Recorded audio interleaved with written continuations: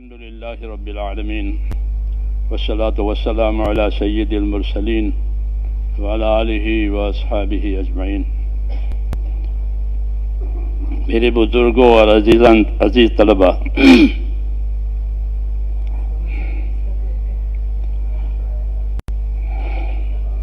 اس سے پہلے طلبہ کرام سے ہمارا ملنا ہوا رائے منڈ میں نے ان سے عرض کیا کہ اللہ تعالیٰ نے آپ کو بہت بڑا شرف عطا فرمایا ہے۔ کیوں کہ حدیث پاک میں ہے کہ ساری دنیا لعنت کے تحت میں ہے۔ ساری دنیا کی حکومتیں، دنیا کی تجارتیں، دنیا کی سب چیزیں کس کے تحت میں ہے؟ لعنت کے تحت میں، بعید ہے اللہ کی رحمت سے، چاہے وہ کتنی بڑی حیثیت ہو اس کی، وہ رحمت سے بعید ہے۔ پھر رحمت کے دائرے میں کون ہے؟ رحمت کے دائرے میں کون ہے؟ کہ رحمت کے دائرے میں ہے اللہ کا ذکر۔ اللہ کے ذکر سے مراد اللہ کی اطاعت ہے، کیونکہ کل مطیع ذاکر، قاعدہ ہے یہ کہ ہر وہ آدمی جو اللہ کی اطاعت میں ہے وہ اللہ کے ذکر میں ہے۔ تو اللہ کی اطاعت جو ہے وہ ہے رحمت کے نیچے۔ پھر اطاعت کی طرف لے جانے والے جتنے اسباب اور وسائل ہیں وہ بھی، جو قاعدہ ہے شریعت کا، للوسائل حکم المقاصد، یہ قاعدہ ہے کہ وسائل کا وہی حکم ہے جو مقاصد کا ہے۔ مقصد طیب ہے تو وسائل بھی طیب ہے، مقصد خبیث ہے تو وسائل بھی صحیح ہے۔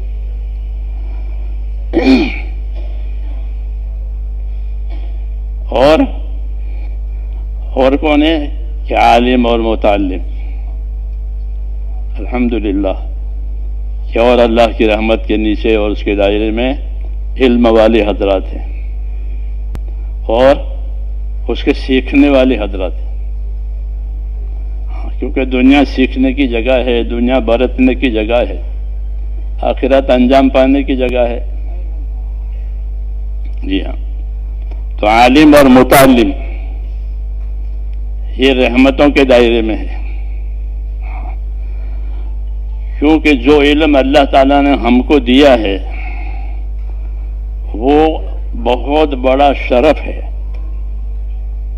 دو چیزیں بڑی نعمت ہیں، ایک ایمان، ایک علم، یہ دو بڑی نعمتیں۔ ایمان یہ تو اللہ کے تعلق کا نام ہے، اور ایمان کہ ایمان کا اثر یہ ہے کہ ایک آدمی بھی اگر زمین پر اللہ اللہ کرنے والا ہوگا تو قیامت نہیں آئے گی۔ ایمان کی یہ تاثیر ہے کہ عالم کے بقا کا یہ ذریعہ ہے کہ عالم باقی رہے گا جب تک ایمان کا اثر باقی رہے گا۔ ایک آدمی بھی اللہ اللہ کرنے والا ہے روئے زمین پر تو اللہ قیامت نہیں لائیں گے، بلکہ پورا یہ کارخانہ چلتا رہے گا۔ حالانکہ عام طور پر ایک پیسنجر کے لیے گاڑیاں چلتی ہیں کہ بھئی ایک ہی پیسنجر ہے تو نہیں چلائے گا وہ، لیکن یہ چلے گی کہ ایک آدمی اللہ اللہ کرنے والا ہے تو یہ کائنات باقی رہے گی، وہ سارا نظام اللہ تعالیٰ اس کی وجہ سے چلائیں گے۔ ایمان۔ پھر اللہ نے علم اتارا ہے، کیونکہ ایمان کا تقاضا اطاعت ہے۔ ایمان کس چیز کو مقتضی ہے؟ کہ ایمان کا تقاضا اطاعت، کہ اللہ پر ایمان لائے ہیں یعنی اللہ کی اطاعت کریں گے۔ پیغمبروں کا دنیا میں آنا اسی مقصد کے لیے ہے، وَمَا أَرْسَلْنَا مِن رَّسُولٍ إِلَّا لِيُطَاعَ بِإِذْنِ اللَّهِ۔ کہ انبیاء کرام کی آمد دنیا میں وہ اللہ تعالیٰ کی اطاعت قائم کرانے کے لیے ہی ہے۔ پھر اطاعت کے حدود قیود، تاکہ وہ صحیح ہو جاوے، تقصیر سے اور گولو سے بچ جاوے، اس کے لیے کیا ہے کہ اس کے لیے اللہ تعالیٰ نے علم اتارا، صحیح رہبری کے لیے، تاکہ اس میں کسی قسم اس اطاعت میں کسی قسم کی تقصیر نہ ہو۔ تو یہ دوسری نعمت ہے علم، کہ اللہ کی اطاعت کے کیا تقاضے ہیں اور اس کے کیا حدود قیود ہیں. ایک دوسری بات ہے کہ دنیا ہے یہ مخلوق، اس میں اللہ تعالیٰ کی مخلوق ہے. اللہ تعالیٰ نے دنیا کو دار الحقوق قرار دیا ہے کہ یہاں حقوق ادا کیے جائیں گے، اور آخرت کو دار الاجور بتایا کہ وہاں بدلہ دیا جائے گا. یہ ضابطہ ہے، ہمارا عقیدہ ہے کہ آخرت دار الاجور ہے اور دنیا دار الحقوق ہے. یہاں حقوق ادا کیے جائیں گے اور آخرت میں اس کا بدلہ دیا جائے گا. تو حقوق کی پہچان کیسے ہو کہ کیا کیا حق ہے؟ تو حقوق کی پہچان کے لیے اور حقوق کی صحیح ادائیگی کے لیے اللہ تعالیٰ نے علم اتارا ہے. یہ ہمارے علم کی غایت ہے کہ اس علم کے ذریعے سے حقوق ادا کیے جائیں گے. سب سے پہلے اللہ کا حق ہے. حضور صلی اللہ علیہ وسلم فرمایا معاذ آپ کو معلوم ہے اللہ کا کیا حق ہے؟ کہتے ہیں آپ بتائیں گے. فرمایا اللہ کا حق یہ ہے کہ اسی کی اطاعت کی جائے گی، اس کے ساتھ اسی کی عبادت کی جائے گی، اس کے ساتھ کسی کو شریک نہیں کیا جائے گا. تو اللہ کا حق بتایا سب سے پہلے، کیوں کہ یہ ہے حق ادا کرنے کی جگہ. اسی طرح چونکہ دنیا تعلقات کی جگہ ہے، یہاں آدمی کے پیدا ہوتے ہی اس کے تعلقات شروع ہو جاتا ہے. یہ ماں ہے، یہ باپ ہے، یہ ددیال ہے، یہ کاروبار ہے، تعلقات ہے. اور تعلقات کے حقوق ہوتے ہیں، اس کے حقوق نہ ادا ہوں گے تو وہ تعلقات کیسے صحیح قائم ہوں گے؟ تو چونکہ یہ دنیا دارالحقوق قرار دی گئی ہے اللہ کی طرف سے، اس لیے اللہ تعالیٰ نے ان حقوق کی ادائیگی کے لیے علم اتارا ہے نبیوں پر. حضور صلی اللہ علیہ وسلم آخری نبی ہیں، آپ کو کامل طور سے سارا علم دیا گیا. ایمانیات ہو، عبادات ہو، معاملات ہو، معاشرت ہو، ہر لائن کا آپ کو کامل علم دیا گیا ہے. وہ علم آپ نے دنیا کو پہنچایا ہے. اسی وجہ سے تاکہ ہر طبقہ اپنی جگہ اپنا علم لے کر کے حق ادا کرنے والا بنے. جی ہاں، اس لیے مولانا محمد یوسف صاحب فرماتے تھے ہمارے ہاں ہر شعبے کے فضائل ہیں، ہر شعبے کے مسائل ہیں. ہر شعبے کے فضائل ہیں، ہر شعبے کے مسائل ہیں. عبادت کے فضائل، عبادت کے مسائل. جی ہاں، اسی طرح ہر شعبے کے فضائل، ہر شعبے کے مسائل. یعنی اس کا علم دیا گیا ہے کہ ان علم پر عمل کرنے سے کیا ملے گا اور اس کا کیا طریقہ ہے. فضائل اور مسائل کا یہ مطلب ہوتا ہے کہ بھئی اس پر ہم کو کیا دیا جائے گا آخرت میں اور دنیا میں، اور پھر اس کے کرنے کا کیا طریقہ ہے. یہ ہر شعبے کے فضائل، ہر شعبے کے مسائل دیے گئے ہیں تاکہ ہمارا ہر شعبہ جو ہے وہ علم پر چلے اور صحیح رخ پر یہ قائم رہے. اس لیے اللہ تعالیٰ نے ہر شعبے کے علوم ہمارے اوپر رسول صلی اللہ علیہ وسلم کے ذریعے سے گویا ہمیں دیے گئے ہیں. اس لیے ان کا سیکھنا فرض ہو گیا کہ یہ علم سیکھنا کہ یہ فرض اور لازم ہے، ورنہ آدمی جاہل رہے گا. ہاں، وہ جاہل تو ایسا ہوتا ہے جیسا نابینا ہوتا ہے. جی ہاں، اسے کچھ پتہ نہیں کیا اونچ ہے کیا نیچ ہے. جی ہاں، ایسے ہی جب علم نہیں ہوگا تو وہ اپنی ذمہ داریوں کو کیسے پورے کر سکے گا؟ یہ تو ایک بے خبر ہے. اس لیے اللہ تعالیٰ نے ہم کو علم سے نوازا اور علم کو فرض کیا کہ اپنی زندگی علم والی بناوے. جس لائن میں ہو اس لائن کا علم اس کے ذمہ ضروری ہے تاکہ اس کو فضیلت ملے اور آخرت میں اس کا بدلہ ملے اور دنیا میں اس کا حق ادا ہو جائے. اس لیے اس علم کو عام کیا گیا، اس کا سیکھنا ضروری قرار دیا کہ اس علم کے بغیر نجات نہیں ہے. اس کے بغیر نجات نہیں ہے. جہالت ہے، جہالت جہنم میں لے جاتی ہے. ہمارے پڑھنے کے زمانے میں ایک کتاب پڑھائی جائے کریمہ، پتہ نہیں ہے بھیا نے ہستم وسیر کمند ہوا. اب نہیں ہے. ہاں مختصر سی کتابیں ہوتی تھی، وہ کریمہ ہے، پندنامہ ہے، یہ پڑھے. پندنامہ کے بارے میں تو ہمارے ایک بزرگ فرماتے تھے کہ تو سرانے رکھنے کی کتاب ہے کہ پڑھ کے سو جاؤ، اٹھ کے پڑھو. میں فارسی کا سال ہے، اس میں ساری کتابیں ہیں. نام حق کریمہ، پندنامہ، مالا نام حق کتاب میں منظوم کتاب ہے، اس میں کتاب کے مسائل ہیں، منظوم مسائل ہیں. نام حق میں نہیں پڑھی ہے. نماز کے موٹے موٹے مسائل نظم میں. تو کریمہ ہے، وہ کریمہ پر بات آئی. تو کریمہ میں یہ ہے کہ سرانجام جاہل جہنم بود، کہ جاہل نکو عاقبت کم بود. یہ کہ جاہل کا سرانجام کیا، کہ ظاہر کا سرانجام جہنم. کیوں؟ کہ اس نے حقوق کی پائمالی کی ہے، حقوق سے بے خبر رہ کر اس سے حقوق کی پائمالی ہوئی ہے، اس لیے اس کو سزا ملے گی. اور رہا علم، کہ علم ہے تو سارا نظام صحیح ہے. اس کریمہ میں یہ ہے تو را علم در دین و دنیا تمام، کہ کاری تو از علم غیرت نظام. یہ کہا علم تیرے لیے کافی ہے دنیا آخرت کے نظام کے لیے. کیوں؟ اس میں سارے حدود ہے، قیود ہے. جی ہاں، سب چیزیں اس کے اندر بیان کی گئی ہے. تو ہمارا علم جو ہم کو ملا ہے وہ اس مقصد سے ملا ہے کہ اللہ نے دنیا کو دار الحقوق قرار دیا ہے.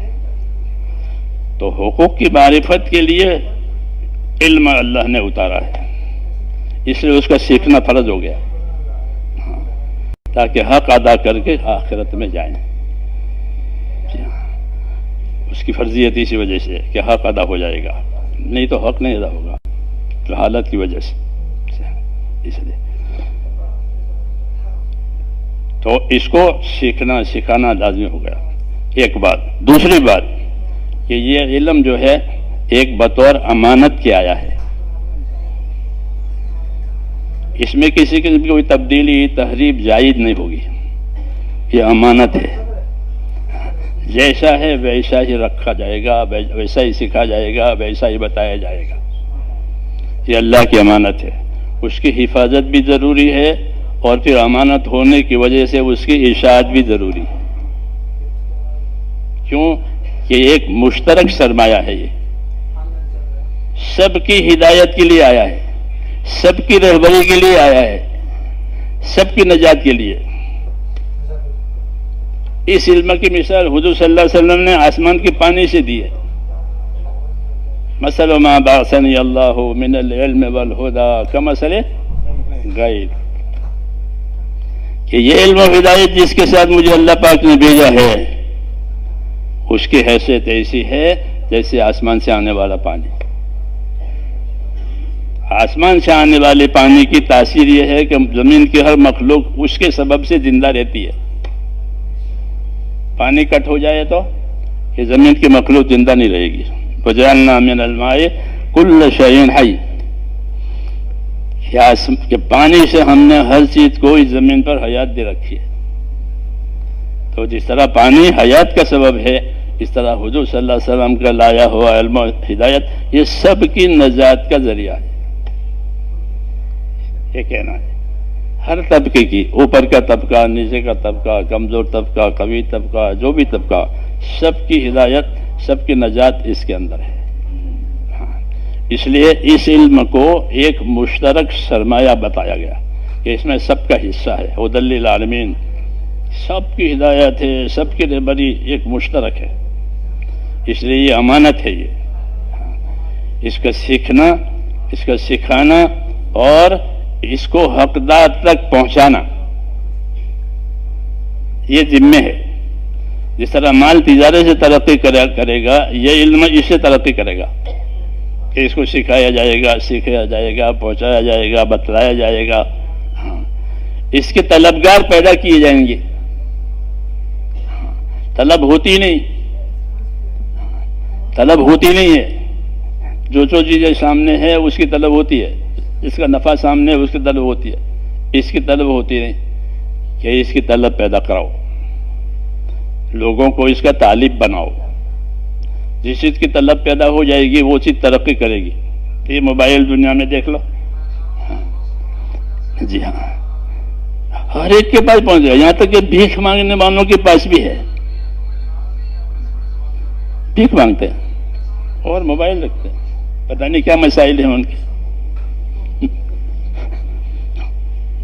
جی ہاں، ہم نے دیکھا رکشہ بیٹھے اور جا رہے اور موبائل ہے. ہمارے ساتھی ان بھکاریوں میں بھی محنت کرتے ہیں. تو مسلمان ہوتے ہیں نا جب، تو ان کو دعوت دیتے ہیں اور ان کو صحیح زندگی کی، تو بعد لوگ پھر بھیک چھوڑ دیتے ہیں. اور بعد لوگ مہلت مانتے ہیں کہ جمعرات کو بھیک مانگ لیں، پھر ہفتے کے دن جائیں گے جماعت میں. اب ہمارے کارکن نہیں سنو. جی ہاں، کہ ہمارے ہر طبقے میں ہم محنت کرتے ہیں، ہمارے ساتھی محنت کرتے ہیں. اس میں یہ بھی ہے. جی ہاں، تو وہ پھر اس طرح کرے گا، آج جمعرات مانگ لیں، پھر ہفتے کے جماعت میں جائیں گے. پھر چھوڑ دیتے بعد میں بہت سے تو بھیک مانگنا.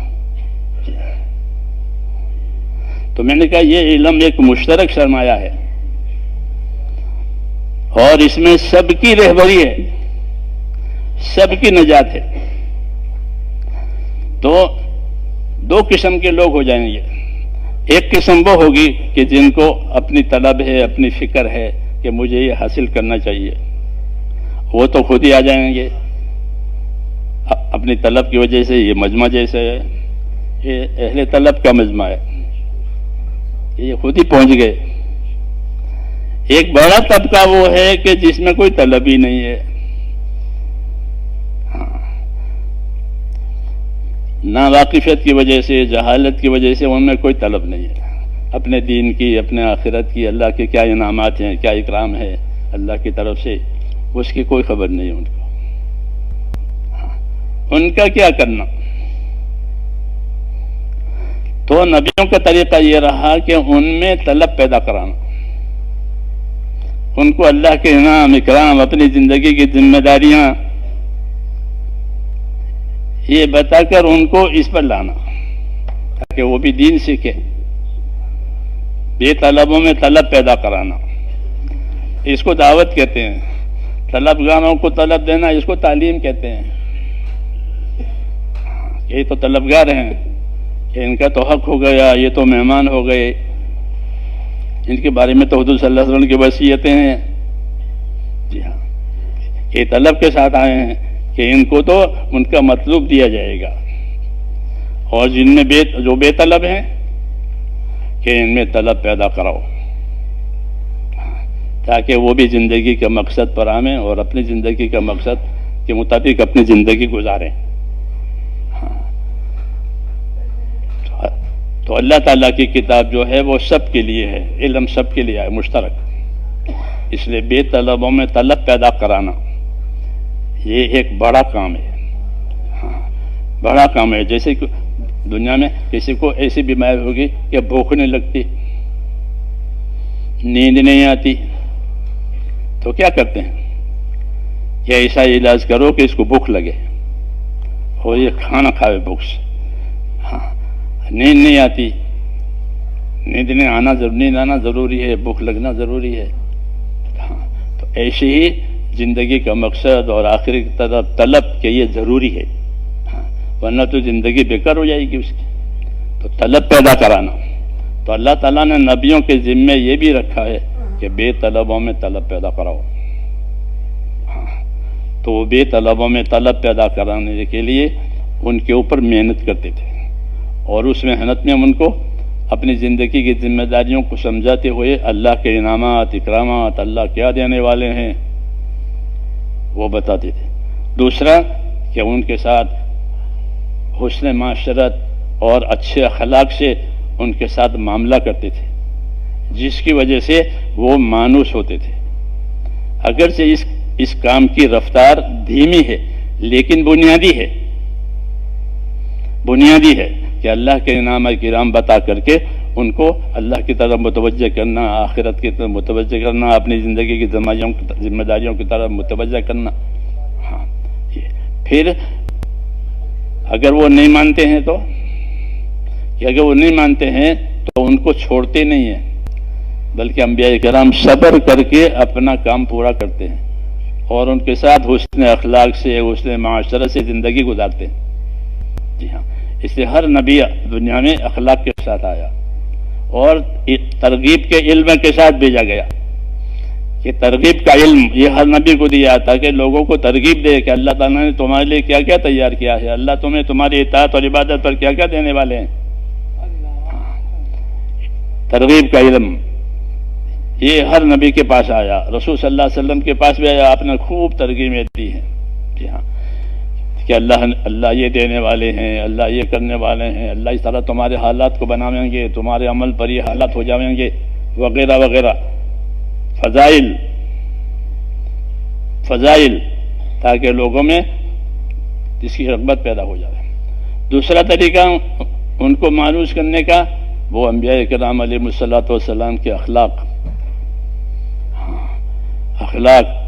ہمدردی، ان کی ناشائستہ حرکتوں پر صبر کرنا، یہ دوسری چیز ہے جو ان کو مانوس کرتی ہے۔ رسول صلی اللہ علیہ وسلم چونکہ سب سے اشرف اور اعلیٰ انبیاء کرام میں، آپ کو اللہ تعالیٰ نے اخلاق کا سب سے اونچا معیار دیا گیا، کیونکہ آپ کے سامنے جو جہالت تھی، جاہلیت تھی، وہ بھی بہت پکی تھی، پکی جاہلیت۔ ہاں، کتنے صدیاں گزر گئی تھی اس جاہلیت پر، تو جاہلیت کا توڑ اس کے سوا نہیں ہو سکتا تھا کہ اچھے اخلاق کے ساتھ ایک بات چلائی جائے، اس کی وجہ سے جاہلیت کٹی۔ جی ہاں، اور لوگ آپ کی طرف متوجہ ہوئے، سب سے پہلے آپ کی امانت، آپ کی صداقت ظاہر ہوئی۔ ہاں، ایک مدت تک کہ یہ آدمی سچا ہے، یہ آدمی امانت دار ہے، تو لوگ مانوس ہوئے۔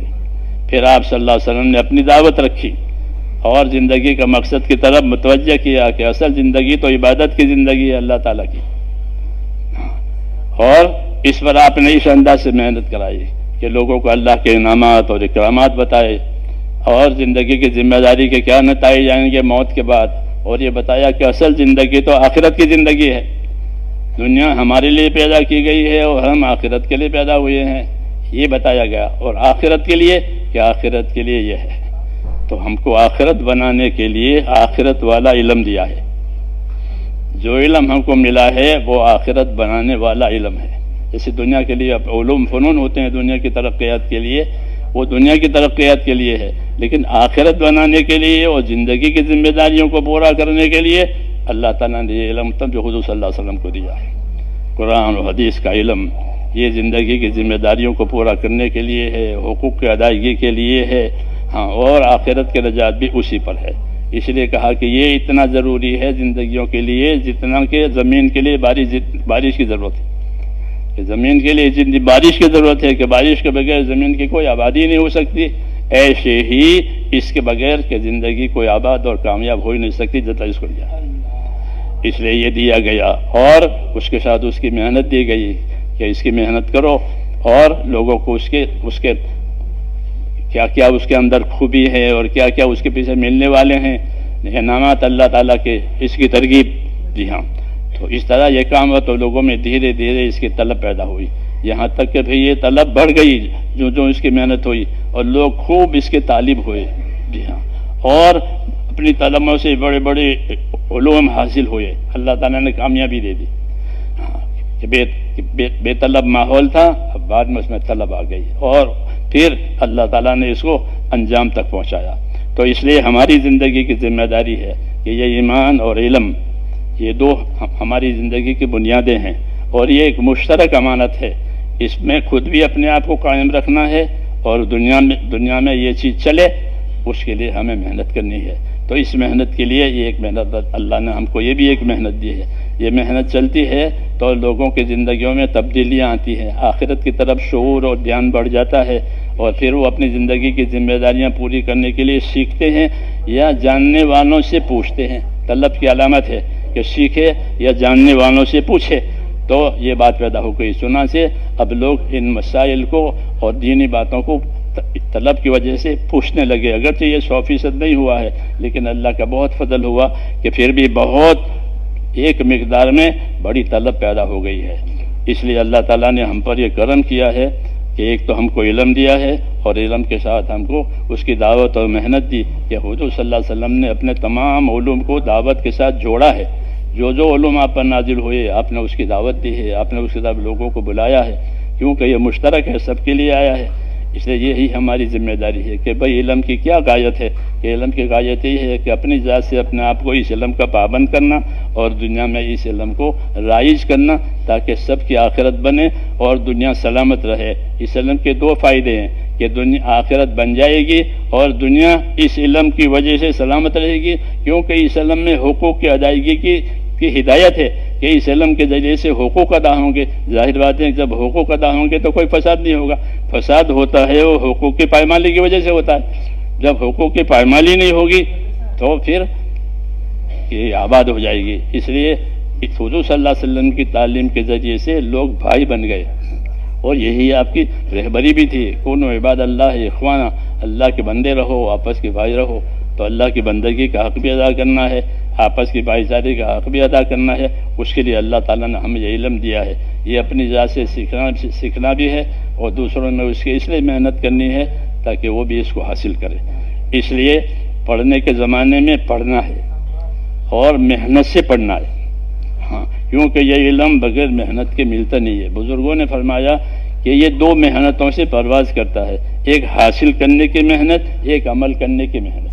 تحصیل اور تعمیل یہ دو بنیاد ہے کہ اس کے حاصل کرنے میں محنت کی جاوے، اچھی طرح سے اس کی محنت کی جاوے، پھر اس کے ساتھ ساتھ اس پر عمل بھی ہو جاوے، ہاں، کیونکہ یہ عمل کرنے کے لیے آیا ہے، یہی اس کی جان ہے کہ اپنا علم پر عمل کیا جاوے، ہاں۔ تو اپنی ذات سے اپنا اس کو پابند بنانا، ہاں، یہی اس کی اصلی غایت ہے کہ علم سے مراد عمل ہے۔ پھر اپنا عمل بناتے ہوئے یہ بھی عمل میں شامل ہے، تعمیل میں، کہ دوسروں میں اس کی دعوت دی جاوے، دوسروں کو اس کا طلبگار بنایا جاوے، کیونکہ جس چیز کی دعوت ہوگی تو وہ چیز ترقی کرے گی، جو ترقی کرے گی وہ چیز باقی رہے گی۔